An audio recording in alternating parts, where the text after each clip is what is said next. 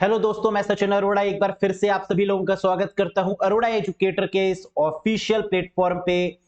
हम लोग अब डिस्कस करेंगे शिफ्ट 2 पर, यूपीपीसीएल असिस्टेंट अकाउंटेंट की शिफ्ट 1 पर। डिटेल्ड में हम लोग ने एग्जाम एनालिसिस करी थी, जहां पर यह देखा था कि किन किन टॉपिक से क्वेश्चन बने। शिफ्ट 2 में भी बहुत ज्यादा डिफरेंस देखने को नहीं मिला। शिफ्ट 1 थोड़ी सी आसान जरूर थी, लेकिन शिफ्ट 1 शिफ्ट 2 में बहुत ज्यादा डिफरेंसेस देखने को नहीं मिले। लेकिन इसका मतलब ये बिल्कुल भी नहीं है कि कल वाले पेपर में यानी शिफ्ट 3 और शिफ्ट 4 में सेम टू सेम पैटर्न रहेगा। शिफ्ट 3 और शिफ्ट 4 में हो सकता है एमएस ऑफिस और networking as well as memory से क्वेश्चंस आपको ज्यादा मिले, लेकिन फिर भी इन टॉपिक्स को अच्छे से रिवाइज करने की रिक्वायरमेंट है जो शिफ्ट 1 और शिफ्ट 2 में आपको देखने को मिले हैं। तो आइए फटाफट से एक बार डिस्कस कर लेते हैं वो टॉपिक्स कौन कौन से हैं, वो क्वेश्चन कौन कौन से हैं जो कि शिफ्ट 2 में आपसे पूछे गए। कैसा रहा आपका एग्जाम का एक्सपीरियंस, कितने क्वेश्चन आप लोग कर पाए, ये मुझे कमेंट करके जरूर बताइएगा। बाकी एज सच कोई डरने वाली बात नहीं है, डुएबल क्वेश्चंस हैं। कुछ क्वेश्चन 10 क्वेश्चन तो ऑलमोस्ट बहुत इजी हैं, 10 टू 15 क्वेश्चंस मॉडरेट लेवल के हैं, कुछ 10 क्वेश्चंस हाई लेवल के भी पूछे जा रहे हैं। तो इसका मतलब 40 क्वेश्चन तक आप लोग बहुत आराम से कर सकते हैं, जो कि एक बढ़िया बात यहां पर कही जा रही है। तो एज पर दी स्टूडेंट रिव्यू, कुछ स्टूडेंट्स 35 टू 40 के बीच में बहुत आराम से यहां पर पेपर को कर पा रहे हैं, और इतना सफिशिएंट है क्योंकि आपको 25 मार्क्स ही यहां पर लाने हैं। तो 25 मार्क्स गेन करने के लिए 35 क्वेश्चंस कम से कम सही होने बहुत जरूरी हैं आपके एंड से, क्योंकि 35 आप करके आएंगे तब जाकर आप कहीं ना कहीं 25 की लाइन पर स्टे करेंगे। तो सेफर साइड होने के लिए 35 से 40 की रेंज आपको पकड़ के रखनी होगी, नेगेटिव मार्किंग से भी बचना होगा। तो चलिए फटाफट से यहां पर एग्जाम एनालिसिस करते हैं और देखते हैं कि क्वेश्चन कौन कौन से पूछे गए। साथ ही साथ वो कैंडिडेट्स जो नेक्स्ट ईयर के लिए कंप्यूटर की प्रिपरेशन करना चाहते हैं यूपीपीएसएल असिस्टेंट अकाउंटेंट के लिए, वो इस कोर्स से भी कनेक्ट हो सकते हैं। One of the best course है जहां पर आपको 80 वीडियोस देखने को मिलेंगी। कोर्स से कनेक्ट होने के लिए अरोड़ा एजुकेटर ऐप को इंस्टॉल कर लीजिएगा, वहां से आप इस कोर्स से कनेक्ट हो सकते हैं। अगर यहां पर बात की जाए आज की एनालिसिस के बारे में, तो 22 जून के सेकंड शिफ्ट में सबसे ज्यादा क्वेश्चन तो फुल फॉर्म से पूछे गए, भर भर के क्वेश्चंस थे। जैसे जेसॉन की फुल फॉर्म क्या होती है, जावास्क्रिप्ट ऑब्जेक्ट नोटेशन होती है। जैसे यूआरएल की फुल फॉर्म क्या होती है, बहुत आसान, आप सब जानते हैं, यूनिफॉर्म रिसोर्स लोकेटर है, जो कि एड्रेस होता है। That is what we called address of any website, जहां पर मेंशन होता है, that is called URL. UPI की बात करें, यूपीआई हम सब जानते हैं, जैसे गूगल पे हो गया, ये क्या है, यूपीआई है। तो यूपीआई की फुल फॉर्म क्या है, यूनिफाइड पेमेंट इंटरफेस, आसान क्वेश्चन।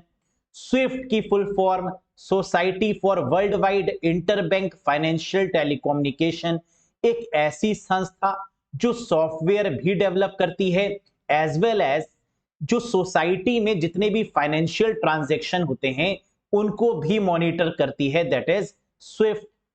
एचटीएमएल की full form hyper text markup language. HTML, CSS और जावास्क्रिप्ट से इस शिफ्ट में भी क्वेश्चन काफी पूछे गए। तो इसका मतलब पाइथन, आईओटी, एचटीएमएल, सीएसएस और जावास्क्रिप्ट ये आपके गेम चेंजर के रूप में निकल के आए हैं। इन टॉपिक्स को आने वाले शिफ्ट के लिए और अच्छे से रिवीजन करने की रिक्वायरमेंट है।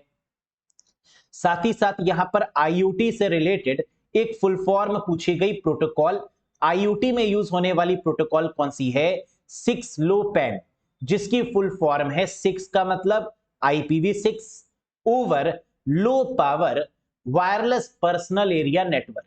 तो यहां पर डब्ल्यू पैन का मतलब क्या है, आप जानते हैं, डब्ल्यू का मतलब वायरलेस, पैन का मतलब पर्सनल एरिया नेटवर्क, 6 का मतलब IPv6, LO का मतलब ओवर लो पावर। क्योंकि यहां पर जो प्रोटोकॉल्स यूज होती हैं वो कौन सी हैं, ब्लूटूथ है, जिगबी जैसी प्रोटोकॉल्स हैं जिनका इस्तेमाल यहां पर किया जाता है। और ये कैसी हैं, MQTT, लो पावर प्रोटोकॉल्स का इस्तेमाल किया जाता है IoT में। तो इसकी फुल फॉर्म क्या है, IPv6 over low power wireless personal area network, very good.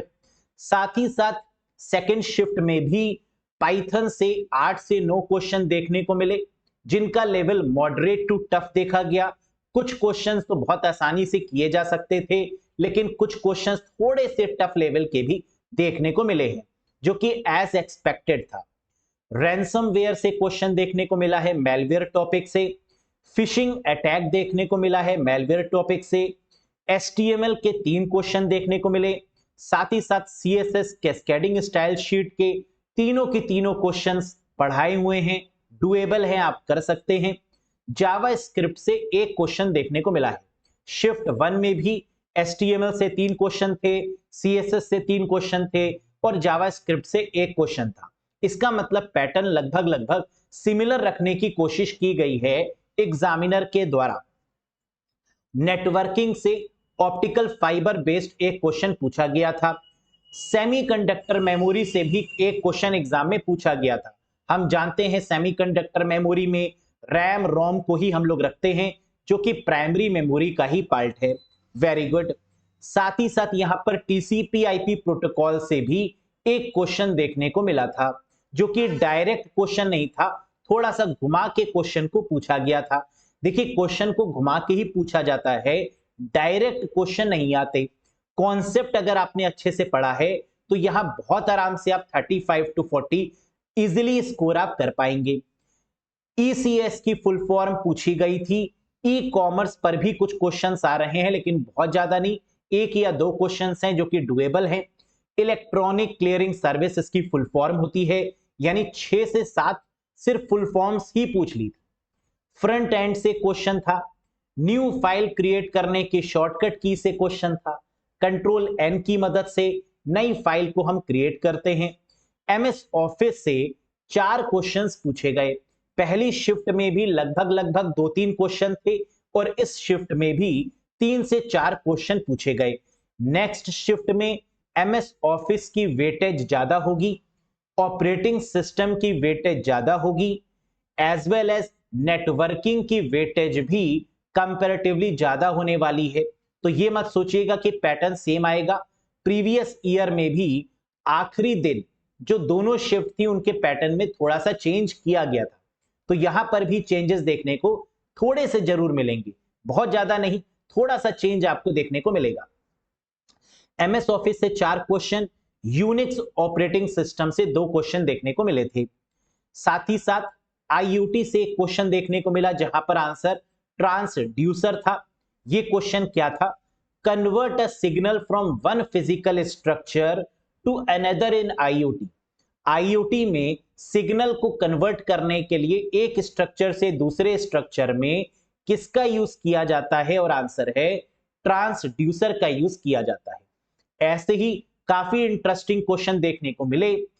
थोड़ा सा IQ अपना जरूर इस्तेमाल करिएगा, क्योंकि अगर आपने कॉन्सेप्ट अच्छे से पढ़ रखे हैं तो यहां पर आप अच्छा स्कोर करेंगे, क्योंकि आप ऑप्शन में से ये जरूर देख पाएंगे कि ये नहीं हो सकता, ये नहीं हो सकता, ये नहीं हो सकता, यही होगा करेक्ट आंसर। तो मैक्सिमम कैंडिडेट्स ऐसे भी रहे जिन्होंने 5 से 6 क्वेश्चन में गैस लगाने की कोशिश करी और उन सभी का गैस सही हुआ। वो खुद भी आश्चर्य थे कि ऐसा कैसे हो गया। दे आर शॉक्ड कि उनके सारे गैसेस कैसे सही हो गए। ये चीज मैंने आपको मॉक टेस्ट में भी बताई थी कि अगर आप कॉन्सेप्ट अच्छे से पढ़ते हैं तो आपके लिए कुछ नया नहीं होता। इस केस में अगर आप गैसेस भी लगाते हैं तो वो भी आपके बिल्कुल एक्यूरेट होते हैं, लेकिन वो तभी पॉसिबल है जब आपने सब कुछ पढ़ रखा हो। इसीलिए तो हम कहते हैं कि हर एक टॉपिक को पढ़ना बहुत जरूरी है। कोई भी टॉपिक लेस इंपॉर्टेंट नहीं होता, हर एक टॉपिक अपने में बढ़िया होता है।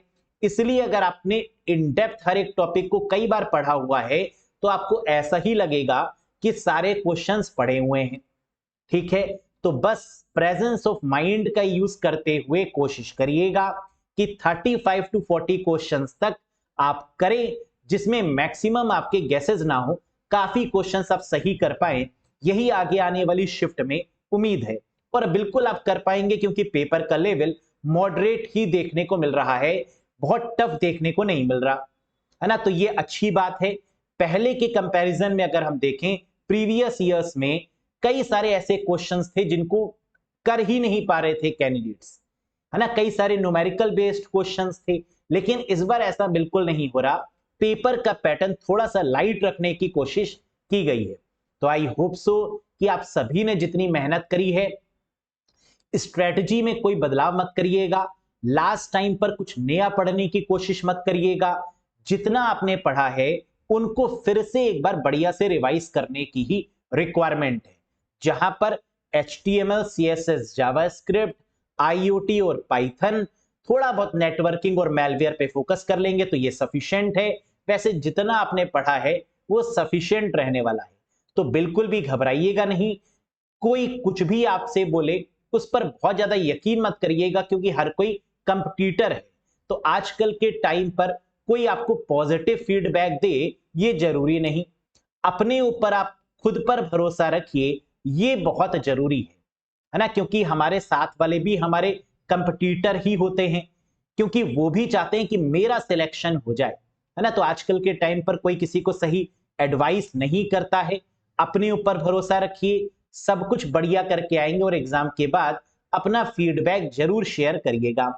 इस वीडियो के नीचे आप मुझे बताइएगा वो कैंडिडेट्स जिनका एग्जाम हो चुका है, उन्होंने टोटल कितने क्वेश्चंस किए, कंप्यूटर में कितने क्वेश्चंस किए, और आपका एक्सपीरियंस ओवरऑल एग्जाम के प्रोस्पेक्टिव से कैसा रहा, कमेंट करके जरूर बताइएगा। बहुत मेहनत करी है हम लोगों ने इस एग्जाम के लिए, और कहीं ना कहीं हम लोग की मेहनत पूरी तरीके से फिट बैठ रही है एग्जामिनेशन में।